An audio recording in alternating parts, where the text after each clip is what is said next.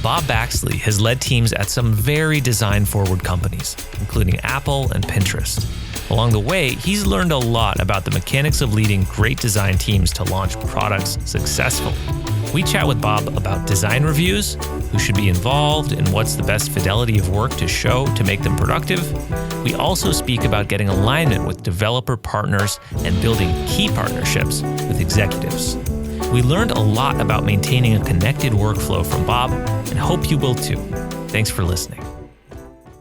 We also wanted to share a fun, easy way to get more from the Design Better podcast at home. The Design Better podcast is available as an Amazon Alexa skill for Echo, Dot, and more. Simply say, Alexa, play the Design Better podcast on TuneIn, and you'll hear our latest episodes. Thanks for listening. Now let's start the show.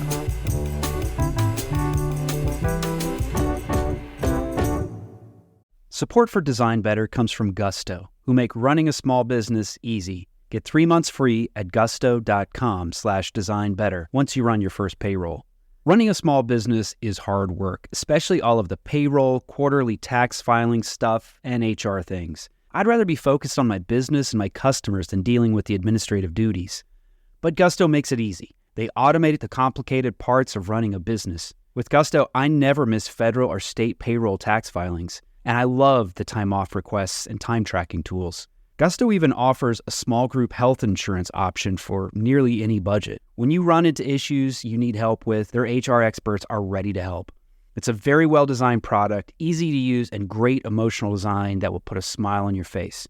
Design Better listeners get 3 months free once they run their first payroll. Just go to gusto.com/designbetter. That's gusto.com/designbetter. I've worked with lots of search firms, both as a leader searching for new talent for my teams, and as an individual exploring new steps in my career. But I trust none more than Wirt & Company. Since 1995, Wirt & Company has been the design community's most trusted search firm, co-founded by a designer and led by a CEO who has in-house operational startup experience. Wirt & Company is guided by the principle that creative leadership is essential to business success. They've helped some of the most admired brands from early-stage startup to Fortune 500 build world-class creative teams. We're talking about companies like Airbnb, the New York Times, the Four Seasons, Notion, Figma, Google, Cartier, and Fair. Not bad. If you're looking for a partner to help you find the right person for a critical role, look no further than Wirt & Company. And if you're looking for your next design leadership role, Wirt & Company will guide you through the process as a friend and a champion throughout your journey. They take the time to get to know you, to understand what you need professionally and personally. Whether you're looking for your next role or your next team member, Wirt & Company can help you find a meaningful relationship. Visit wirtco.com to learn more and get in touch. That's WERTCO.com. Bob Baxley knows a thing or two about design leadership and how to build well-connected teams. See, Bob spent over 8 years at Apple, serving in leadership roles for their retail and e-commerce teams, and as director of design, led teams working on a broad range of applications, including the Apple Online Store, maybe you've heard of it, as well as the transactional areas of iPhoto and GarageBand. Most recently, Bob served as the head of product design at Pinterest, where he built, led, and managed a multifaceted design team responsible for both the consumer and business-facing elements of Pinterest. Bob is now an advisor, a mentor, a speaker, and personally, I think he's just a mensch, as well as the author of Making the Web Work. Bob Baxley, welcome to the Design Better podcast. Aaron, thanks for having me. Eli, great to see you. How you guys doing today? So Bob is someone that we have talked with quite a bit over the years and knows the Valley and the Bay Area and the design industry like few others out there. And Bob, you've been involved in the Design Leadership Forum, facilitating conversations. And for those of our listeners that don't know about the Design Leadership Forum, you can find out more at designleadership.com. But it's a group of design leaders that get together at special events to have moderated conversations. Bob has moderated many of those conversations, discussing the challenges that most design leaders face. And it's a great way to learn faster together is the idea. Bob, at the many dinners where you've directed the conversation, Can you talk about maybe a theme or two that seems to be recurring that you hear a lot of design leaders struggling with and what's happening inside of design teams? Yeah, well, first of all, Aaron, thanks for including me in some of those dinners. They've been so much fun to be a part of and to connect with the community. I think the thing that I've taken away from the dinners the most is that we're kind of inventing the profession as we go along. And so you see a lot of those design leaders show up, and there's not a standard playbook. And I think people kind of want there to be, they expect there to be, and I think they maybe get a little frustrated that they're having to figure things out. But it's really speaks to how new the profession is. And we don't have the multiple decades of figuring out processes and whatnot that people in engineering might have, for example. I mean, they've been writing code at scale for a long time now. And I still think that we've only really been designing software since the advent of the App Store, which people kind of forget. But the App Store released around the same time Obama was sworn in for his first term. And I'm sure there's many listeners who remember that vividly and probably think it wasn't all that long ago. So we've really only been involved in serious software design for maybe a decade. And what I've seen mostly in the forums is just the sense of community is really strong.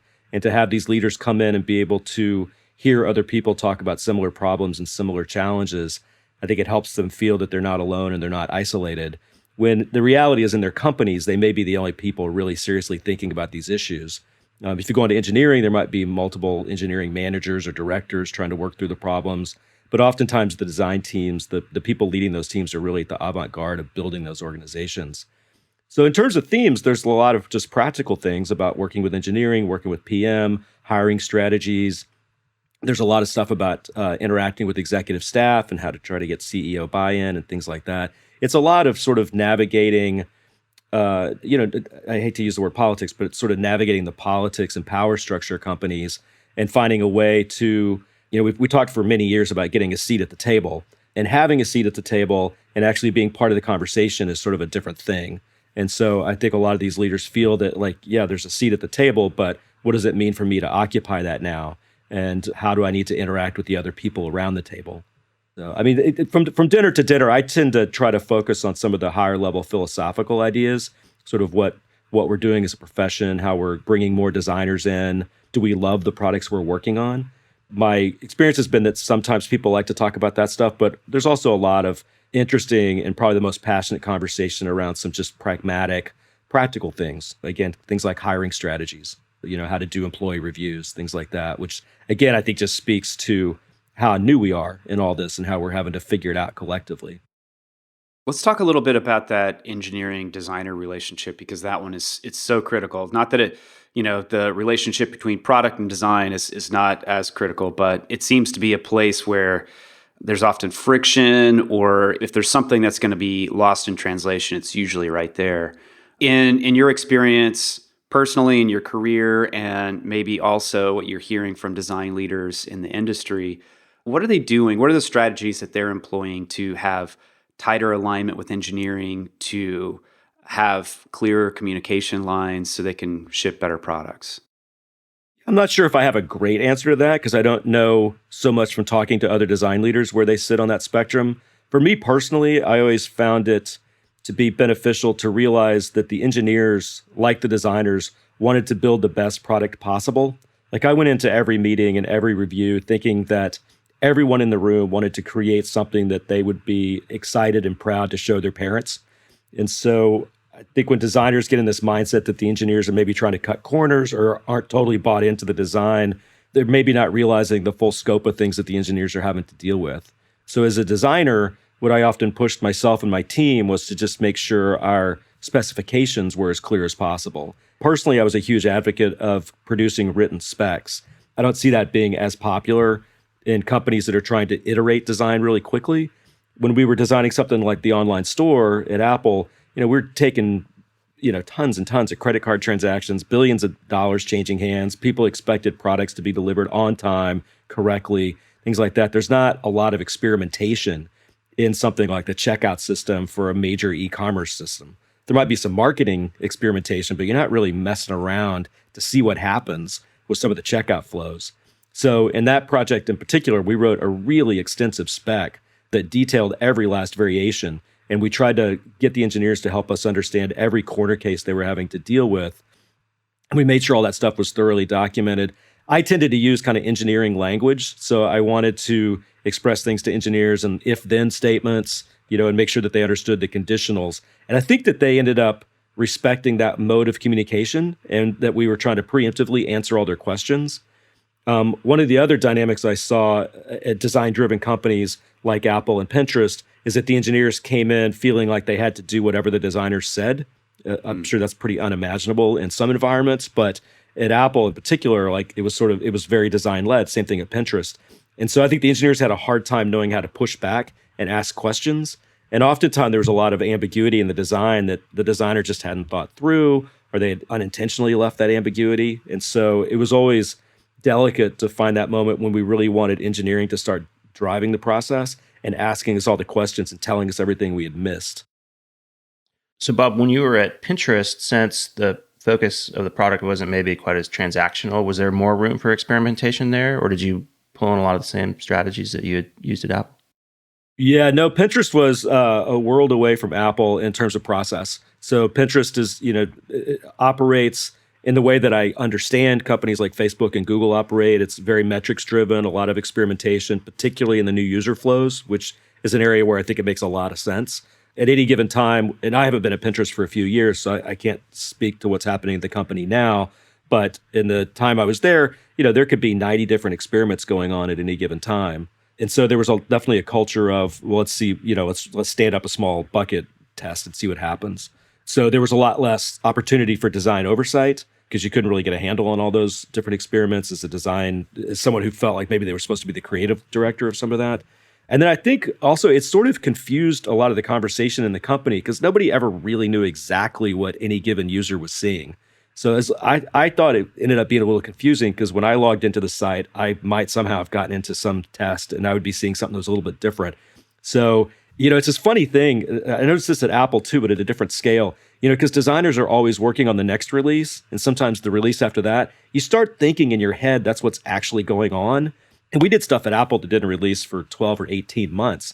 And because we weren't going to the online store and actually looking at the real user experience every day, we started thinking our designs had already shipped. And I think that's one of the risks of the whole experimentation thing. You just lose track of what customers and users are actually seeing. And there's a lot of people in the company that are having to live that day to day, whether they're on the phone or the executives or engineers having to fix bugs with things that's happening in production. So I think that's been a risk and something I suspect happens in a lot of companies. Designers just get really out of touch with the production reality. So it's interesting that there's some companies like Automatic, I know, where you have to actually spend time doing customer service. So you have that, touch on the product. Are there opportunities you see around that for designers to remain connected? Yes. So again, when I was working on the online store, part of the online store operation was not merely the website, but also the call center. And so, and I'm sure this exists in most companies, there's a mechanism where you can sit at corporate and dial into an 800 number and eavesdrop on calls. And that was always just revelatory to get on a call and listen to somebody try to explain to someone, some novice, how to configure a MacBook Air and have to really listen to the questions that these people had. So just listening to the calls was phenomenal. And that happens in any company. I mean, all these companies have customer service organizations that I'm sure you can listen into calls. Actually going and sitting with customer service people was also amazing. Again, the Apple call center wasn't too far from here. There was one in Austin, another one out in Sacramento. And so we visited those multiple times. And being able to see the dynamic of what the agents are dealing with as you're listening into the call is really, really educational. It's kind of real-time user feedback with actual users actually using production. It's just incredibly eye-opening. And then for me, the experience that was surprising and, not to oversell it, but literally changed my life was working in Apple retail and being able to go into the stores and talk to the specialists in the stores and see transactions in the real world in real time with software systems that we had worked on. And that experience of designing those systems, and I was working on some things in the store that customers would see, but when I was in retail, I was mostly working on things that the employees themselves saw. So inventory tracking systems, point of sale systems, real-time sales reporting systems, things like that. So that gave you a sense of what happens inside a store to create that experience. And all the sort of back of house and all the stagecraft and theatrics that makes those experiences so great for customers. And I say it kind of changed my life because since then, I have not been able to look at a restaurant the same way. Disneyland is a completely different experience to me. If you've seen the movie Field of Dreams, there's that scene towards the end where Timothy Busfield walks out on the ballpark and he's suddenly able to see all the ball players, right? And he's sort of like, where'd all these ball players come from? And it was sort of one of those moments when you're like, oh my goodness, like I go into these situations all the time and there's all this stagecraft happening to create this dinner for me. So it gave me a real sense of the craft of pulling that stuff off, and it created a lot more empathy for me with the employees. Sort of the frustration of my family when I travel these days. It's not uncommon for me to start talking to the agents, the gate agents, and ask them if I can look around the counter and see the systems they're working on, because there's a crazy amount of extrapolation that those people have to do. They're working with these old command line systems, and they're trying to hold a real-time conversation with you, and that's a tough job, And one of the things we talked about at Apple, and I think Apple started to do this, you see it in other retailers that have gone to handheld point-of-sale systems, is for a long time there was this idea of there was an employee-facing experience and a customer-facing experience. And one of the things I pushed really hard at Apple was that we really have to stop talking that way. Employees are people too. And if you can do stuff to make the systems easier for them, you can lower their cognitive load, which frees up mental resources for them to focus on the customer experience. And it's much easier to have a 20-person engineering design team making a really stellar point-of-sale system and offloading all that stress and confusion and tension from a, 80,000 person sales force, But companies often don't think that way. They don't really have enough design resources to invest in that kind of back-of-house stuff. And so there's a culture, I think, in a lot of companies where the employees can just make up that cognitive gap. Bob, when you visited these call centers or you visited retail stores, was that something that you did with your design team, or would you go with product and engineering partners as well? Was it a cross-functional activity? Mm-hmm. Yeah, we did both. Some of the stuff was a design team going out and like looking at the Palo Alto store. I mean, again, one great thing about Apple retail is you can always come up with an excuse to travel. Like, oh, we just have to go to the Fifth Avenue store because it's the only 24-hour store. So it's the only place we could possibly do this visit. I guess we'll be in New York for the week. And living here in the Bay Area, this is one of the highest concentrations of Apple stores. So we could go visit lots of different store environments. If we as designers just kind of casually wanted to go see something on an afternoon, there was other times when we did more structured projects in New York where we did a really interesting role-playing exercise with a bunch of the geniuses from the New York area. And we'd ask them, we'd set up different software scenarios and we'd have like kind of cartoons of what a customer interaction would be like and try to get their input on whether or not that would make sense. We did a lot of it, again, in the context of Apple Retail, we did a lot of storyboarding that was absent the technology. So we didn't show them screenshots so much. We talked a lot about the interaction that we wanted to have, and then we were going to try to figure out the technology after that. And I think we sort of got into the same place that Airbnb sort of famously got into with their Snow White project, where they have the storyboards of what they want the host and guest experience to be. So to your question, yeah, there was times when we went out just really informally, which I think any designer can do on any day. Again, you picking up the phone and listening to a call center, just going out on the street and talking to people, or you can do it more structured. And certainly if you can take engineering and product, that's always, it's incredibly eye-opening for engineering, I think. I remember vividly there was a usability test I did way early in my career when I was at Claris working on Mac Project. And I had been haggling with an engineer for weeks, if not months, about some particular feature related to printing or something. And we had like 2 users come in, which was way too few, but we just had a couple of people come in. And then we had this engineer sit in the room with us while we did this usability test. And, the users struggled with the thing. And to my earlier point that, engineers want to create great work too. He saw this person struggle. It was a huge moment of insight for him. He literally got up out of the room, went back to his cube and started changing the code. So, that really drove home for me the power of just connecting back to people that are actually using the software. A point I should have made a second ago too is that when I look at the younger generation of designers, the thing that I see missing from them the most is they just haven't done their 80, 120, 200 hours of sitting and watching actual users use actual software. It's really rare. I tried to do it a little bit at Pinterest and Apple, but didn't get a lot of traction. I think it's invaluable for designers to sit and watch users use other software, just use commercial software. So I remember one time at Apple where Apple didn't do any usability tests, so it wasn't something we could kind of make a big fuss over. But we ended up organizing a small test with a bunch of engineers came, and we didn't have users go through our software. We just had them go through checkout on Amazon and Williams-Sonoma. I can't remember all the sites, eBay, stuff like that. We just watched them go through a bunch of different sites. And it was really eye-opening because stuff that you didn't think really mattered that much, like delivery date, turns out to be enormously important to people. But you don't get that insight until you actually see them. And then I used to joke, like we all need to spend more time with just mere mortals because it gives you an appreciation for how complex most software is. And we all just take it for granted because, for one, we're all kind of tech nerds and we live it and we love it because it's our livelihood. But we're also just kind of all adept to it because we're just swimming in it morning, noon, and night. And you take people who, live a life where technology isn't at the center of things, and this stuff is really confusing. Just watching people try to manage the new credit cards with the chip instead of the swipe. I mean, you see people all the time. We're kind of getting through it now, but there was a solid year in there when you'd be sitting at Safeway or something, and you just watch people struggling with the little stupid VeriSign point of sale system. And you just have to scale that across the dozens, hundreds, thousands of interactions that people are having in a given day or a given week. Personally, I think that's a lot of what leads to this sort of heightened sense of anxiety and stress and loss of control.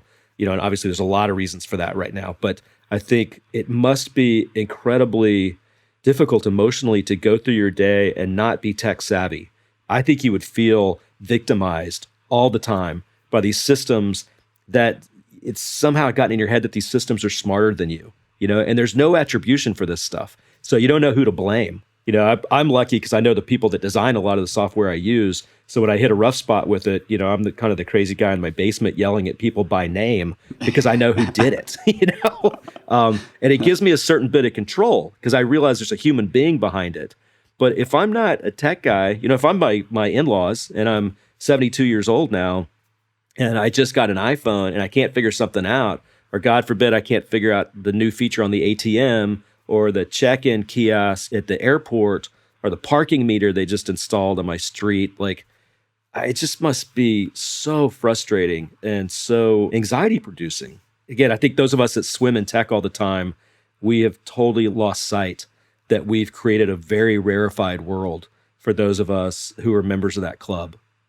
Kind of joke like we've turned the whole world into Disneyland, and the mobile phone now is this virtual fast pass. And you can see it at TSA pre, you can see it when you check into a hotel, you can see it when you get a rental car, you can see it when you're picking up an Uber instead of a taxi. There's all these systems that those of us in the know understand how to navigate. But if you don't know how to navigate that stuff, you're not getting the fast pass, and you got to wait in a long line, and you see all these other people cutting by you, and you don't know about how that system works or even that it exists. And that is just going to create a lot of resentment.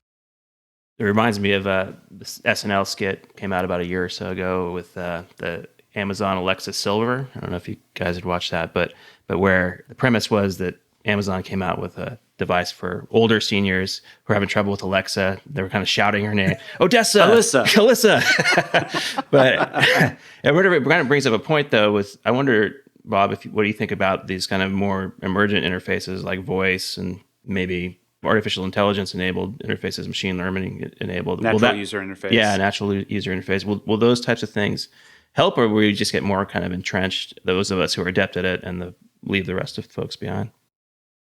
Well, I'll just be honest right up front and say I don't know. I think that one thing I'd point out is you and I both, I think, made this mistake of equating older people with technology non-proficient people. And I have teenagers as well. And they have plenty of their friends that are not technology efficient. So I think we've gotten to a place where it's not a generational challenge.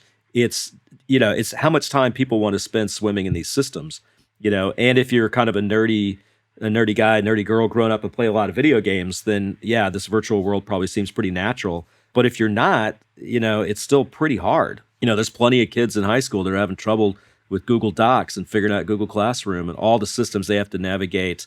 I mean, I don't know how old your kids are, but all the systems they have to navigate in high school, much less college, is crazy. So you were asking about machine learning and AI enabled interfaces, and I can't say I have any kind of an opinion because I haven't seen one, so I don't really know how to think about that part of it. The voice enabled thing's interesting because there's so little affordance to what those systems can do, and it's going to be a massive cultural shift for people to realize all the things that they could ask a computer to do for them. So the people that I see using Siri and Alexa and stuff like that, it still seems kind of like a novelty to me. I mean, I know there's a lot of excitement around voice activated systems kind of taken over. And I know there's some stuff going on in offices now where they're trying to be prepared for people being able to talk to their computer. And I saw some of the stuff at Adobe Max where they were talking about voice commands for some of their products. Personally, I haven't really made the adjustment to using voice, and I can't say exactly why. It just still seems kind of unnatural to me, and I don't really know what I can ask. So there's some novelty cases, asking Siri to dial a phone number, or look up a sports score is kind of fun. I just got an Apple Watch, so being able to do a message with an audio transcription is kind of fun. Doesn't really replace a lot of the other stuff I'm doing, though. I think it's a valid point about the discoverability of an interface like voice, and it's the same for command line, that you have to know what you can do to gain power with the system. What's interesting to me, though, is that I hear this conversation at parties all the time of hey, did you know you can ask Alexa to tell you any word in Japanese? Or did you know that you can say, hey, Siri, show me the flights overhead right now, and it will show you every airplane over your head. This is a recurring theme that I hear people, sharing these novel approaches, and they're not necessarily tech people that are talking about this. So it feels like it's wonderful in the truest sense of the word, that it's creating wonderment for people, these superpowers they didn't know they had through a natural interaction versus a UI. Yeah, it's to hear you talk about it that way. Yeah, it's definitely an interesting cultural phenomenon. What you just described sounded like a bunch of video game people describing Easter eggs. Did you know if you do Mario this way, you can get 4 extra coins or something? Or like Pokemon Go, all the kind of insider tips and tricks. For these systems we're building, that people's lives are really, the quality of their lives can be really dependent on their knowledge of these systems. I don't know if I'm totally comfortable with, people having to remember all that stuff or point it out to each other at parties. I don't know. I guess I have mixed feelings about it. Some of the stuff, like when I look at Slack, which is obviously an enormously successful product, tons of people use it and love it. It is like a command line interface. And I feel like we're back to NASA, relaying nouns and verb commands to the Apollo astronauts. It is so much insider baseball. And I just, I do worry that there's a whole lot of people that get left behind by that. Like a whole lot of people get left behind. Support for Design Better comes from Uplift Desk, who help you work better and live healthier. Eli and I log a lot of hours at our desks, which can be detrimental to one's health if you're not paying attention to ergonomics. Uplift Desk offer high-quality, well-designed desks, chairs, and accessories to help you build an ergonomic workspace for home or work. Eli recently got a standing desk, and I got a human scale Freedom chair. I've been dreaming about this chair for a long time, and I finally got one. I've already noticed a big change in my posture with this chair, and my body thanks me for it. Eli is logging a lot more hours standing than sitting these days, and he can make quick transitions with the flip of a switch. We love Uplift Desk, and we know that you will too. Design Better listeners can get a special deal by visiting upliftdesk.com and use the code DesignBetter at checkout for 5% off your order. You'll get free shipping, free returns, and an industry-leading 15-year warranty. Go to upliftdesk.com, use code DesignBetter, and get 5% off. Design a better workspace with Uplift Desk. Support for Design Better comes from Gusto, who make running a small business easy. Get 3 months free at gusto.com/designbetter once you run your first payroll. Running a small business is hard work, especially all of the payroll, quarterly tax filing stuff, and HR things. I'd rather be focused on my business and my customers than dealing with the administrative duties. But Gusto makes it easy. They automated the complicated parts of running a business. With Gusto, I never miss federal or state payroll tax filings, and I love the time off requests and time tracking tools. Gusto even offers a small group health insurance option for nearly any budget. When you run into issues you need help with, their HR experts are ready to help. It's a very well-designed product, easy to use, and great emotional design that will put a smile on your face. Design Better listeners get 3 months free once they run their first payroll. Just go to gusto.com/designbetter. That's gusto.com/designbetter. Support for Design Better comes from Factor, America's #1 ready-to-eat meal delivery. Design Better listeners can save 50% on their order at factormeals.com/designbetter50. Use the code DesignBetter50. You know what happens at my house when things get really busy? In the evenings, we turn to takeout, which can be expensive and it's not very good for our health. Lately, we're making a better choice at crunch time. We turn to Factor for chef-created, dietitian-approved meals that are ready to eat in just 2 minutes. We like the flexibility of Factor, too. You can change your order up every week with plans from 4 to 18 meals per week, or you can pause or reschedule your deliveries at any time. The meals are so tasty. My wife and I are huge fans, and I like their smoothies, too, which I find are perfect for a quick, healthy breakfast. Factor can help you eat well and feel good while focusing on your career and your family. Head to factormeals.com/designbetter50 and use the code designbetter50 to get 50% off your order. That's code designbetter50 at factormeals.com/designbetter50 to get half off your order. So let's talk a little bit about the design review process. I know it's something that you're particularly passionate about because it really, you saw different types of design reviews in design teams from your time at Yahoo and Apple and Pinterest and various other places in between as well. This season of the podcast, we're exploring the connected workflow of how these different aspects or different teams, different groups, factions who work together to create very complicated systems, trying to make them not so complicated, make software that's very powerful and easy to use and meets some goals for customers and meets goals for business, how they interact together and communicate. And it feels like the design review is the center of that. How does a design review power the interactions in a software design team? Yeah, so I had two major experiences with design reviews. One would be during my time at Apple and the other at Pinterest. You know, the way I talk about the Apple reviews at this point is the company was at a different point in its evolution, because I was there as the iPhone shipped and sort of the ramp up to like the iPhone 5 or so. So the company was in a very focused, hyper growth environment. And Steve Jobs was still there. And a lot of what happened inside Apple was getting work up to Steve to get his approval. And the company was sort of organized that way. And the company's, you know, and this is true today, the company's strategic competitive advantage is design. That is what Apple lives and dies by as a company. And there's not many companies like that. So I think, one of the things that maybe I didn't calculate on properly was trying to take that Apple design review ethos and put it into an environment like Pinterest, where, Pinterest design is really important. I don't know if the company lives and dies by design so much as they live by content and new users and growth, and they're trying to define a whole new environment. So there's a lot of experimentation that goes into that. So I think trying to use the rigidity of the design review process we had at Apple in the environment at Pinterest maybe wasn't such a great idea. So what we used at Apple, I don't know how it applies to other environments. It was incredible for the 6 years that I did it when I was on the online store. And the routine there was, everything was structured around a week. And so we came in on Monday, we had the team meeting, talked about the projects that were in flight, what people were going to deliver that week. On Tuesday, we had a 2-hour team review, just designers, but the entire design team. So everybody had to show what they were working on. Everybody got to comment. Everybody took notes. Then you had the rest of Tuesday and Wednesday to improve your work. And then we came back, we did the same thing on Thursday. So another 2 hours, the whole team, everybody got to comment. And then on Friday afternoon, from 4 to 6 p.m. on Friday, we sat with our VP and her executive team, and we reviewed the work from the week for another 2 hours. So it's a really intense process. Like, people had to show their work every 48 hours, basically. I came to describe the process as a little bit like Saturday Night Live, where Monday we sort of threw around some ideas as to what we might think we'd have for the week. On Tuesday, we sort of had like the initial run through the sketches. On Thursday, we had sort of a dress rehearsal, and on Friday was the show with the executive team.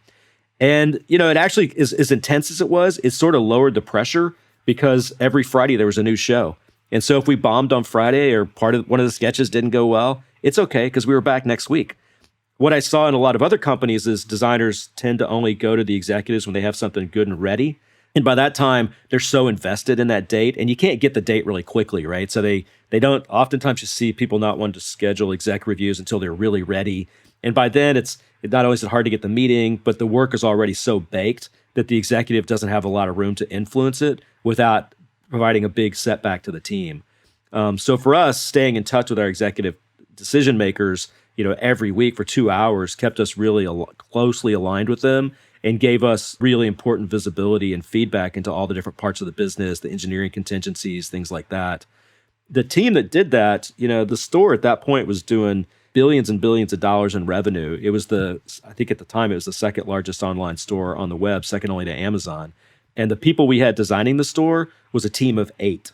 So there were 8 designers working on the store. One of them was me, who didn't actually produce anything. And one of them was a producer who just kind of helped manage all the schedules and stuff. So you actually had 6 designers actually sitting at their desk drawing the pictures, producing an online store that had 12,500 storefronts in 30 some odd countries just for the web presence. And then you had the mobile app, and then you had other projects we worked on and other systems that never got to see the light of day. I mean, the volume of work we turned out was unbelievable. And that team, like, we still get together for lunch every quarter or so. I mean, it's like we all went to war together or something, and everybody's kind of scattered to the winds and worked in a huge variety of companies now. And they all talk glowingly about that time and how intense it was, but how incredibly productive it was. Again, I haven't seen that play out to other companies, and I don't know how well it would work in other companies. One of the things I thought was really important was everybody seeing all the work, because you just got so much different feedback from different people that were and weren't involved in the project. I think that was huge. And then just the rhythm that you were expected to show your work all the time. And so you kind of couldn't really sit at your desk and stew and get all worried about it. And then I told the team over and over, it's like the goal of the review is to come to consensus around ideas that we want to see executed, so that by the time you go back to your desk, your main job is to actually draw the pictures so that we can then look at them and evaluate them as a team. That, you know, if you ever found yourself sitting at your desk by yourself with your headphones on, stressing because you felt like you had to figure it out on your own, something was really broken.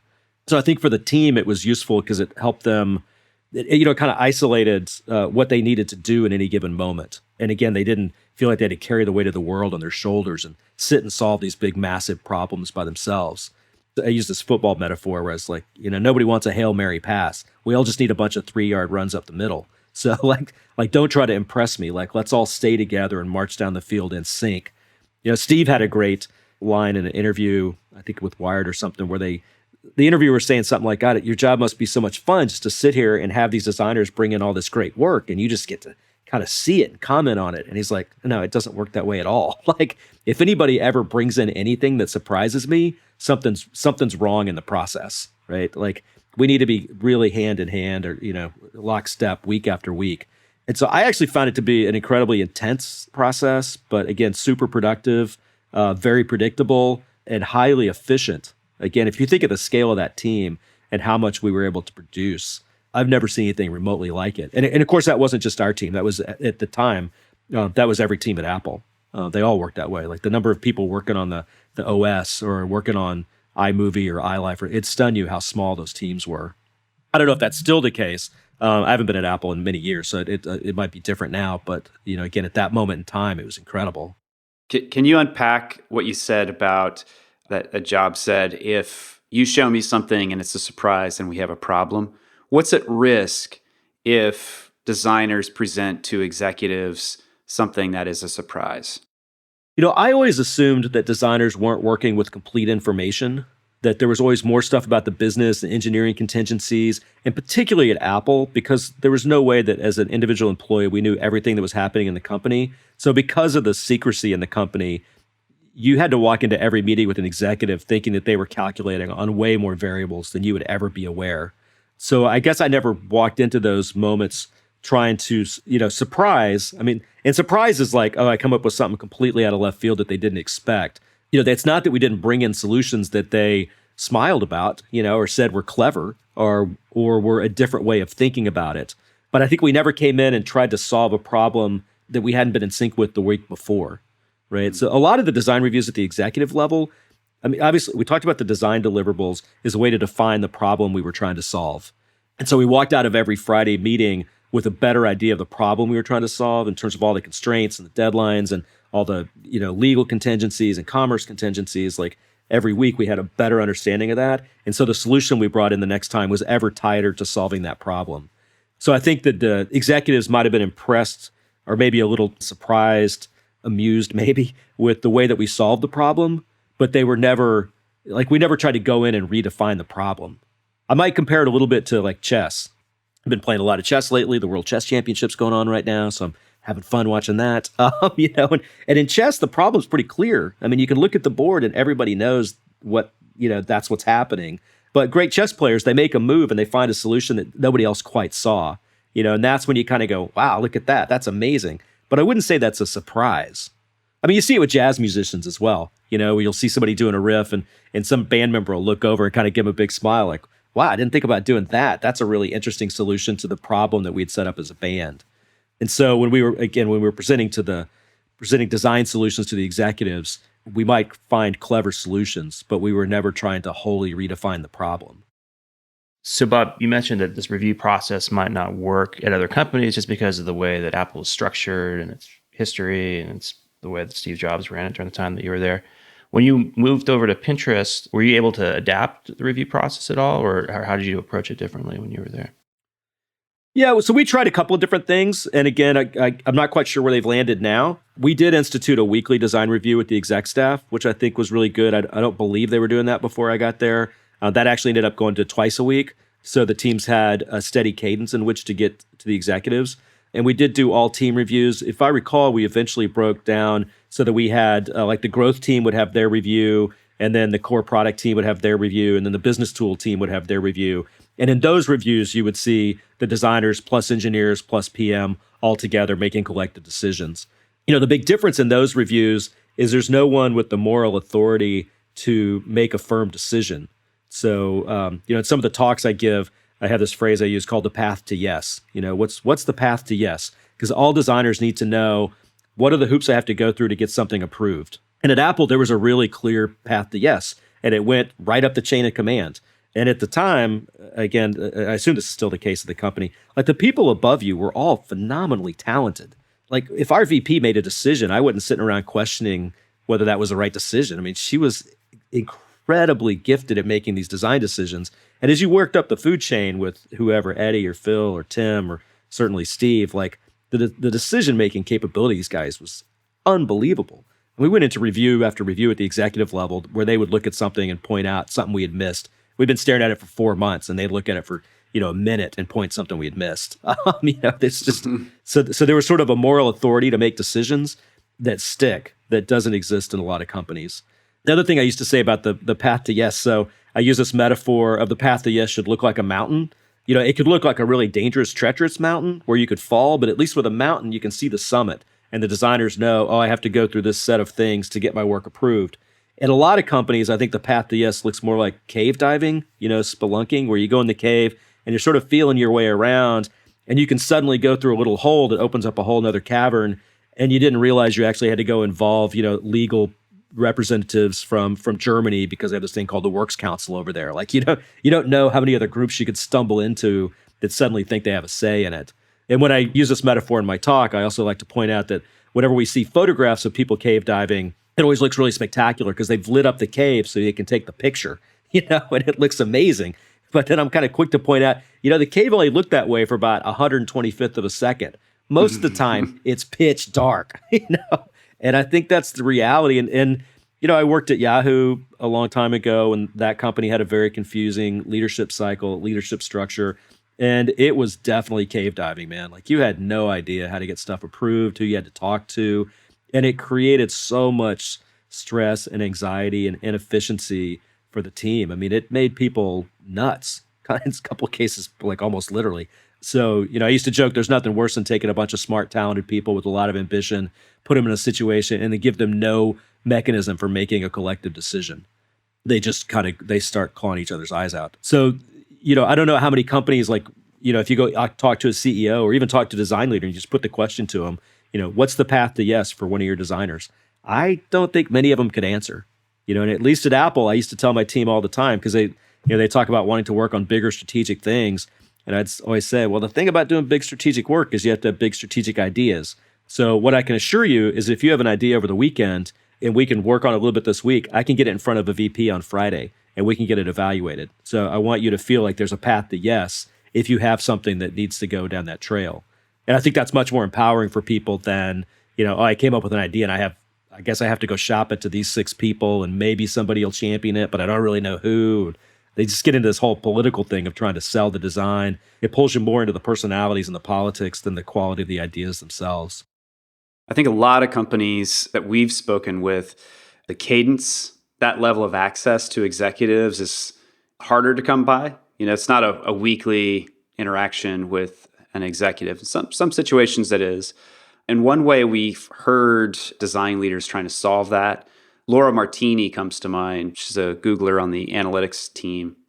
She always talked about bringing the right people into her design review process early on.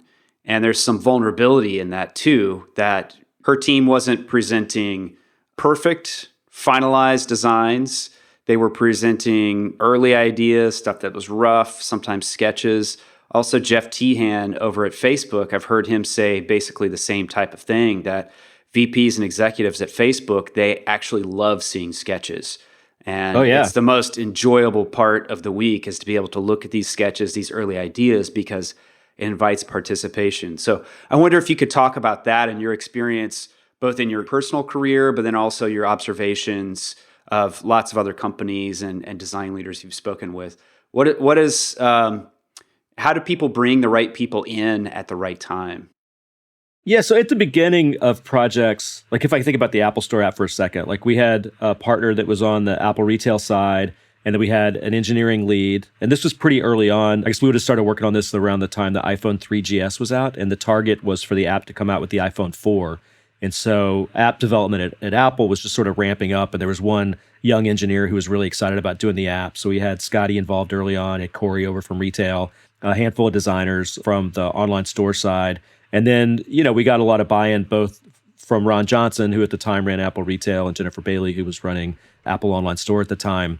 Yeah, I mean, just an interesting story. You talk about sketches and stuff and trying to bring the right people. We knew that we had to have executive buy-in, that we had to get those two VPs and their SVP and VP and their teams engaged. And so the decision to make the Apple Store app was literally Jennifer looking at me one Friday after design review and saying, you have to start designing an app now. I can't be sitting here in 6 months and tell Steve we don't have an app. Like, go design it now. And that was kind of all the input there was. And so that weekend, I went and started looking through a bunch of things on the App Store, which I hadn't paid a lot of attention to until then. And one of the insights I had was that most of the apps had 5 items down in the tray, and that those items tended to be nouns.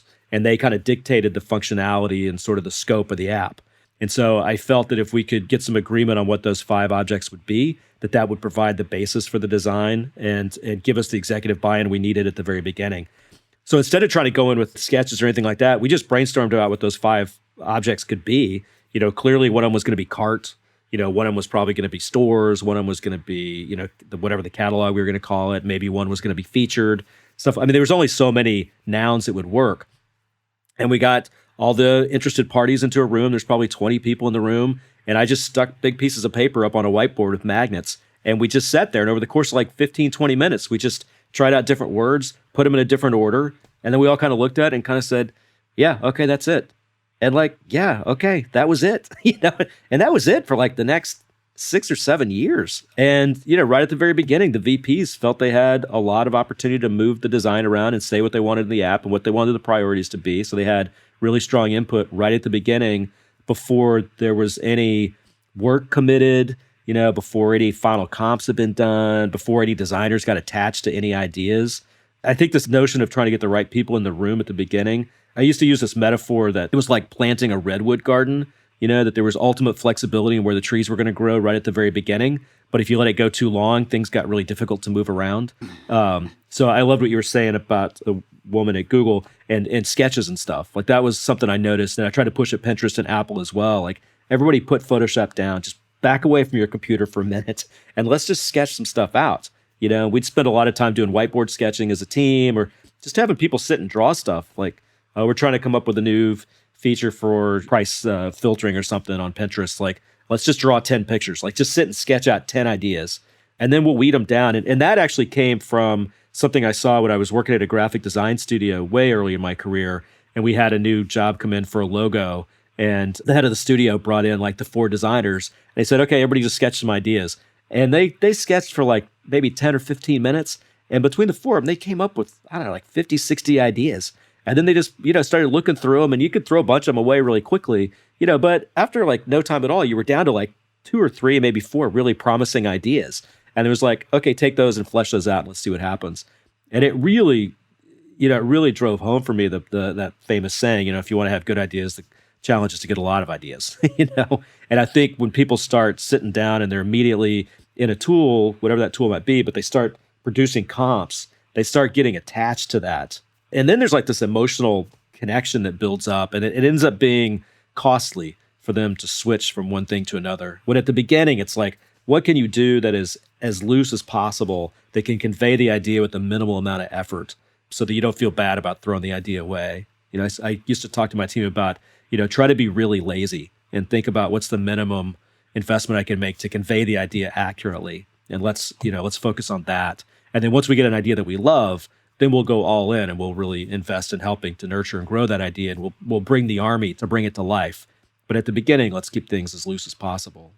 To your question about who are the right people to bring in, I used to use this phrase, kind of what I'd call creative technologists, that were a certain type of engineer that could see beyond the code, and see more how the mechanism and the medium of a computer and algorithmic-based decision-making could be brought to bear in a particular situation.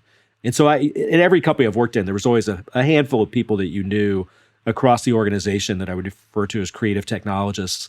And they were the people that were noticing parking meters and ATM kiosks and came in on the weekend talking about video games. And, they just had a different view of technology that were always really interesting to bring in at the beginning of projects. So Bob, one last question for you before we wrap up here. Are there any books or podcasts right now that you're enjoying or are helping you out? On the design side, I listen to a ton of podcasts, so I got podcast recommendations for days.